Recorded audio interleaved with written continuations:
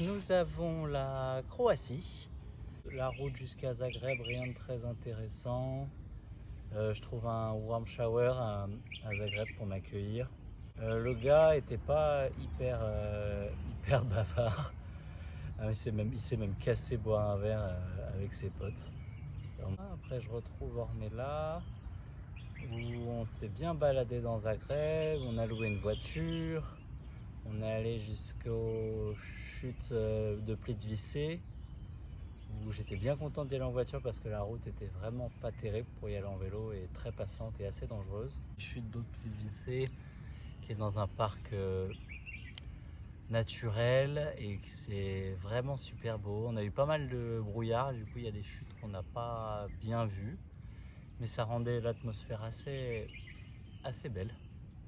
Heureusement on y était hors saison touristique, parce qu'il paraît qu'en plein été c'est la grosse affluence et on marche sur des tout petits pontons en bois. Alors, j'ai fait une découverte culinaire assez rigolote, c'est le Krni risotto. C'est un risotto à l'encre de sèche, donc un risotto tout noir. Donc assez étonnant comme découverte culinaire, c'est une spécialité de Croatie. Ensuite je reprends la route direction la côte, le sud, où j'ai eu une météo vraiment pas terrible, où j'ai traversé beaucoup de forêts, c'était hyper humide, traversé un col à 900 mètres d'altitude, quelque chose comme ça, où j'ai dormi en haut du col. Et c'était pas la bonne idée, je me suis retrouvé dans une pluie de brouillard, j'étais trempé, gelé. J'avais les mains glacées, les pieds gelés. Et je me suis arrêté, quand je me suis réveillé, j'ai plié ma tente, c'est horrible, j'ai descendu ce col, j'ai cru que j'allais mourir de froid.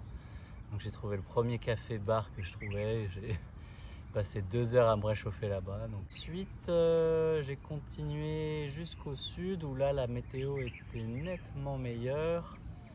J'ai pu me baigner dans un lac, puis j'ai rencontré James, un Écossais sur la route qui traversait l'Europe à vélo, donc j'ai roulé avec lui une quarantaine de kilomètres et moi je me suis arrêté, lui il voulait continuer parce qu'il voulait aller jusqu'à Split je crois, et c'était encore à 70 km, il était 16h ou 17h, donc mais bon, il était pressé d'aller à Split, donc je l'ai laissé continuer, je l'ai retrouvé le lendemain. J'ai retrouvé James et Maxime. Et ouais, la côte croate, il faisait beau, mais pour rouler, c'était pas hyper agréable. Il y avait pas mal de dénivelé et beaucoup de vent, beaucoup de voitures, mais la route était belle. Ah, et enfin,